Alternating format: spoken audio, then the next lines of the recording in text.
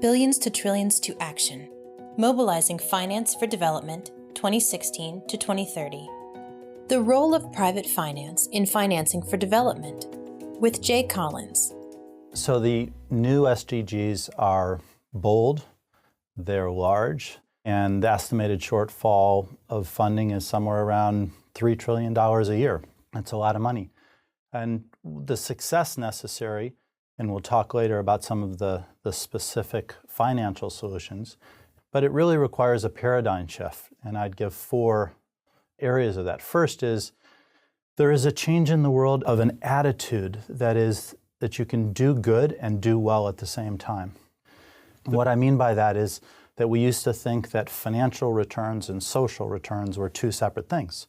The truth is, if we're going to achieve the ADIS objectives, we have to think that financial returns and social returns can coexist. In fact, it's imperative that they do.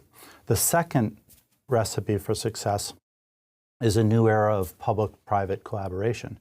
The fiscal constraints of the governments of the world will not allow them to fund the development objectives on the back of governments' balance sheets. So the private sector has to step up and do its role. But more than that, the public sector has to bear hug and embrace the private sector in a way that enables the private sector to achieve risk-adjusted returns in many of these objectives. 3, we have game-changing, revolutionary technology in the world that can change everything from the environmental paradigm to the financial inclusion paradigm, and we have to transfer that to the development challenge of our time. So these technologies exist, whether they're big data, whether they're broadband, whether they're payment and collection electronic systems of the banking system, digital, mobile. These technologies need to be applied to the development challenges of our time. And finally, and very importantly, we need new models. We need innovation in finance. We need to try new things and be willing to come up with creative structures, because $3 trillion is an enormous gap annually. And if we're going to get there, we're going to have to be innovative and very creative together.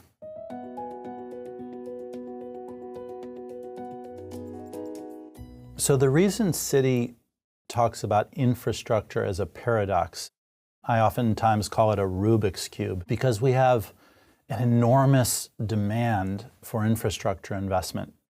The world right now could use, some estimates are as much as $6 trillion a year in infrastructure investment, yet we're only investing somewhere around $3 trillion a year in infrastructure. But worse than that, the private sector component in an age of budget challenges of government balance sheets is only about $400 billion. So the rest is done on the back of pure public sector without the cooperation, support, and financial capability of the private sector. So the paradox is that we have governments all over the world that need growth capital, and they need to grow their economies faster, and infrastructure is a key component to it. And there are concept papers and ideas all over the world to get more done, and yet not enough is happening. And when we look at initiatives like Power Africa, and banks struggle with bankable deals in the Power Africa initiative, the paradox is really, how do we get this done? And one of the most important complexities to this is the new regulatory environment. So Basel III, with the purity of its objective to prevent another financial crisis, is not infrastructure friendly, in that it makes it more difficult for the banks actually to finance on their balance sheets long duration, weaker credit, project finance structures. And that means we have to turn to the capital markets. We have to turn to pension funds and insurance communities that may not have the expertise that the bank market, particularly in Europe, had in the structuring and the taking of risk. The risk needs to be segmented. We need to place components of infrastructure risk to those that will take it. And this isn't easy. The paradox or the challenge of the Rubik's Cube is to be able to take what fits best on the bank's balance sheet and in the bank market and give it to them. What is best for development banks, to them. What is best for capital markets, insurance companies, pension funds, to them. And to really be able to segment risk and distribute it accordingly. This isn't easy. We have a world where local capital markets have yet to be developed with the depth and the sophistication that's necessary to finance long-duration local currency infrastructure projects. So we're working on this. And the great thing is that on the back of Power Africa, which was really a catalyst to the developmental institutions and others to think more about infrastructure, we've had some other announcements. We're partnering with GIF, which is the World Bank's Global Infrastructure Facility, and that's designed to help take many of these projects that are in the early stage of development and help governments get them going and put additional finance into them. We're part of the Sustainable Development Investment Fund, which is somewhat a misnomer because it doesn't have infrastructure in its name, but it's highly geared toward infrastructure, and put ourselves in a room, brainstorm specifically where projects have moved far enough along to have the financial institutions, the banks at the table, structures developed and prepared, but where we can't seem to get it done, and to try and figure out together by putting smart people in the room around specific projects how we can get more done. And we think this initiative is huge and can be game-changing. So infrastructure is a challenge that will not be met without capital markets. So of the $400 billion that the private sector is actually doing, only $50 billion, give or take, is actually getting done through the capital markets. And as I said earlier, with Basel III challenges, we need the capital markets, not the banks, to take us to much larger amounts. So our structures, as we play with this Rubik's Cube, have to encourage the capital markets, the project bond market, to actually take more infrastructure risk. And that's going to enable us to get much more done, which is, again, going to be critical to meeting the SDGs.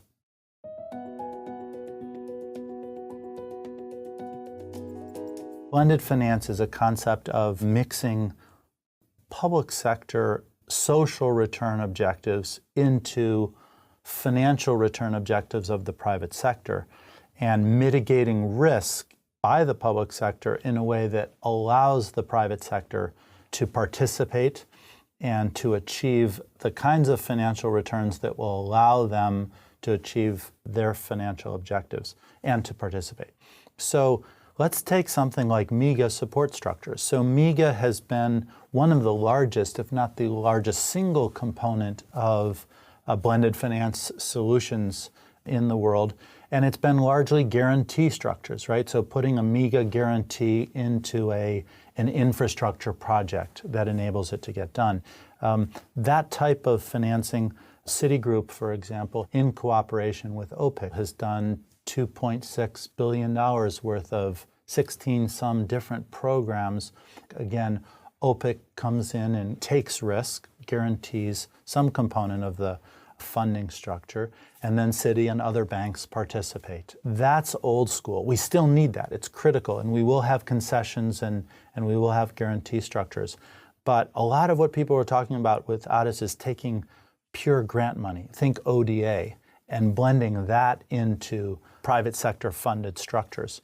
That's more ambitious. And it's more ambitious, one, because as you bring official development assistance with additionality parameters and complexities into the mix of highly sophisticated financial structures where financial participants are demanding returns, risk-adjusted returns, it is complex. But that's really the blended finance options of the future. So if we can find situations where there is a demand for and a need for the ODA, but that by putting ODA to work, that we can actually bring into a project, into a structure, and may think social infrastructure.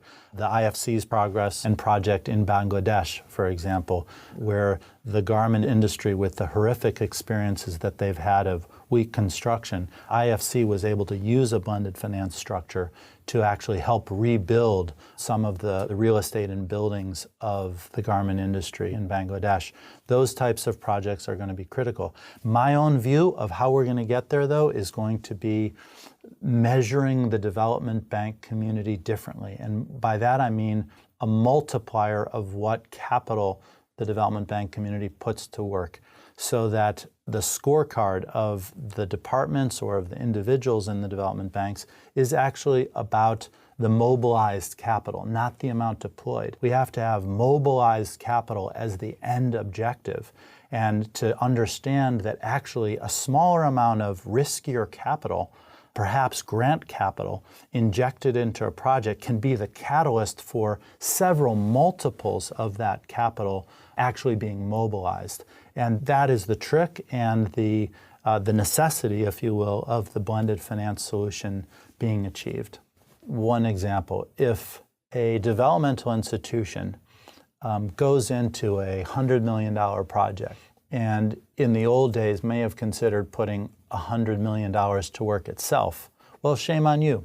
There's not enough developmental capital, and with the constraints on actually the development bank capital itself, we can't get to the $3 trillion a year in objectives if the developmental community takes the full 100 million.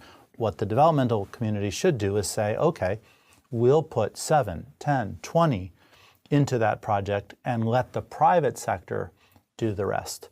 That's going to crowd in the private sector, and we need the private sector crowded in, and we need the development bank community to be very specific about its limited capital and the use of it that allows a multiplier to happen. And that's why it's actually going to be better to take a riskier component for 7 or 10 million in a structure and let the 93 million be done by the private sector.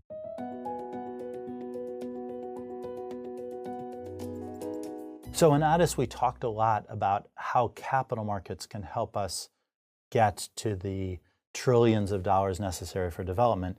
And it's clear that the bank's balance sheets, the development bank's balance sheets, together aren't enough. We need capital markets. And we need capital markets, as I said, in infrastructure. The project bond market has to be there. In the environment, we've talked about green bonds.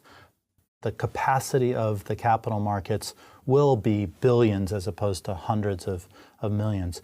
We've talked about going beyond green bonds to thematic bonds. So the Inter-American Development Bank, for example, did with us an I-bond focused on education, youth, and employment. Those types of thematic bonds targeted at SDG needs can allow us to raise multiples of what we would have been able to do before.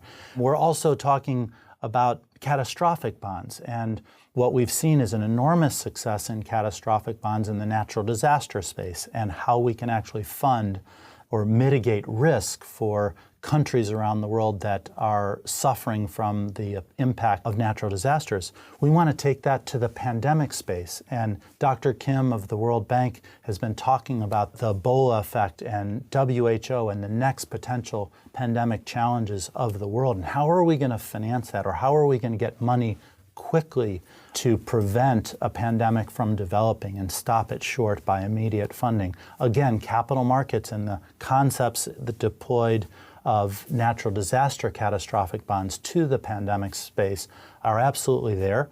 We just need to be creative with those solutions.